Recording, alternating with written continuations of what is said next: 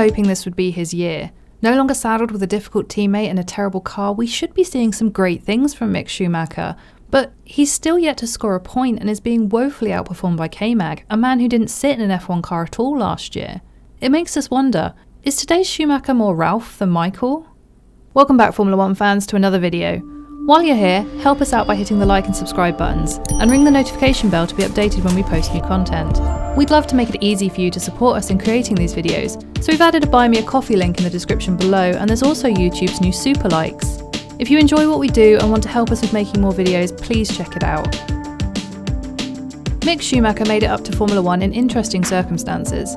The son of 7-time F1 world champion and, love him or loathe him, total F1 legend Michael Schumacher, he's won the 2018 FIA F3 European Championship and the 2020 F2 Championship, and he's been part of the Ferrari Driver Academy for a while now.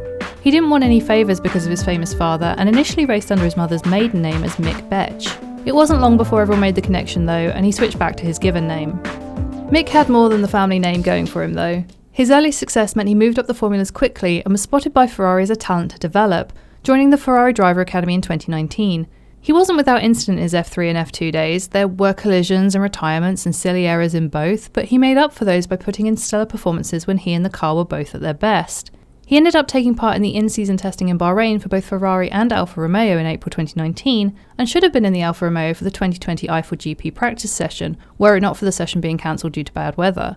He did, however, drive an FP1 for Haas in Abu Dhabi that year, actually replacing Kevin Magnussen. He also was Haas's driver in the 2020 Young Driver Test.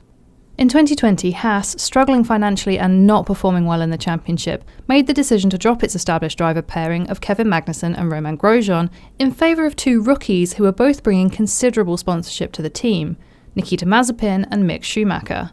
For Haas, this decision was a no-brainer. Nikita's seat, and much of the car, was paid for by Daddy Mazepin at a time when Haas was seriously struggling for coin. Mick Schumacher brought numerous benefits to the team as well: a recognisable name, a likeable young driver, and of course German sponsorship. However, Mick had been hoping for a chance in a Ferrari, it being the team his father drove for and the team he'd been linked to for 2 years. But Haas and Ferrari had a long-standing partnership, so it wasn't a huge surprise to see Ferrari agree to Mick's driving for Haas. At the time, Mattia Binotto even said that while he expected Mick to have a tough first season with Haas, he believed he'd be in a Ferrari as early as 2023. We now know this isn't likely to happen, given Ferrari have extended Carlos Sainz's contract with them until the end of 2024. Of course, contracts can be broken, but Sainz, despite having a difficult start to the season, has not given Ferrari reason to kick him out for Mick. A bigger question mark is if Mick will still have a seat at Haas. He had excuses in 2021. Actually, compared to Mazepin, he came out looking like a good driver in 2021, and we all knew that the Haas was not only the weakest car in the grid, it was pretty much the 2020 car on the 2021 grid. They were never going to be truly competitive in 2021, and despite Daddy Mazepin threatening to throw his toys out of the pram, as seen in Drive to Survive, neither Mick nor Nikita were going to be doing anything more than trundling around at the back of the track, getting lapped by the Mercs and Red Bulls. That said, Mick was the cause of much of his own pain that year, spinning in Bahrain and crashing at Emilia-Romagna, crashing at Monaco practice, crashing at France Q1, crashing at Hungary practice, and crashing at Saudi Arabia, and colliding with other drivers in Turkey and Mexico. He had 3 retirements, only one of which was due to a technical issue. Maybe we didn't see it because memes about Mazepin were more entertaining, but Mick had his own problems in 2021. But more worrying is the 2022 season so far. Nikita is long gone, hooray, and no longer around to make everyone else look better by comparison. Mick has got an experienced driver as his teammate, and while K-Mag hadn't been in an F1 car for a year and only got the call up to replace Mazepin at Haas days before testing in Bahrain, he has blown Mick out of the water. Mick still has yet to score his first point for Haas, or in F1 at all. K-Mag, on the other hand, in his first race back, managed to finish a whopping 5th place and finished 9th the following race in Saudi Arabia, giving Haas their first consecutive points since 2019. Sure, since an impressive start, he's only finished in the points one more time and had 3 non-scoring finishes, and yes, he retired at Monaco due to a mechanical issue, but you can't deny it's been a stellar return for the Viking with the weak neck. Mick, by comparison, still hasn't scored a point. The closest he came was 11th in Bahrain, and he's had 2 huge crashes. His crash in qualifying in Saudi Arabia was a big one, and we all spent a long time waiting to hear he was okay.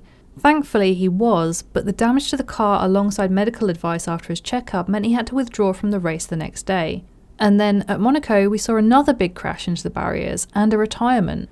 A retirement in a race where K-Mag had already had to retire the car due to mechanical problems, meaning neither Haas made it to the finish line. And Gunter doesn't seem too happy. Mick's crash at Jeddah cost Haas almost $1 million to repair at a time when they've had to cut loose the financial backing of Daddy Mazepin. Given the state of the car in Monaco, I can't imagine it will be much cheaper this time around. Gunter has given Mick an undoubtedly expletive-laden warning that he needs to, well, not crash again. This is particularly interesting at a time when rumours are swirling that there may be a vacancy to Aston Martin next year. Whether Seb will actually retire or not is a question for another video. Vote Seb for Prime Minister 2023. But if the rumours are true, Aston Martin could be considering Mick as a replacement, one German for another, as they desperately try to appeal to the European and especially German markets to sell their luxury cars. But would Aston Martin really want Mick in their car with his current record? I think we have to consider that there's a chance the Schumacher name could leave the grid next year. If he cannot get a point this year, Haas will be questioning if he's worth keeping.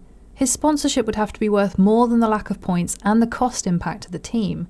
K-Mag has proven that the Haas isn't the undrivable mess it was last year, so why aren't we seeing that reflected in Mick's performance? Gunter Steiner isn't one to shy away from the hard facts, and he may think another driver could do more for the team. And if you're not good enough for Haas, sorry Gunter, then I doubt you're good enough for Aston Martin even with their current struggles. And you're certainly not good enough for Ferrari. Of course, we're only 7 races into a 22 race calendar. There is still time for Mick to turn things around. And it's not like we haven't seen him show skills. You don't get into the Ferrari Driver Academy on name alone, and it was his driving abilities that got him the championships in both Formula 3 and Formula 2. Both formulas saw him have tough first years followed by championship wins. Maybe he's still adjusting to Formula 1, and to a car that skipped an entire year of development. There's still time for him to score those precious points, and to show us all that he deserves to be driving in F1. I really hope we do see him turn a corner in the next few races, because the clock is ticking. What do you think, Formula 1 fans? Let us know in the comments below, and remember to like and subscribe for more videos. Thanks for watching!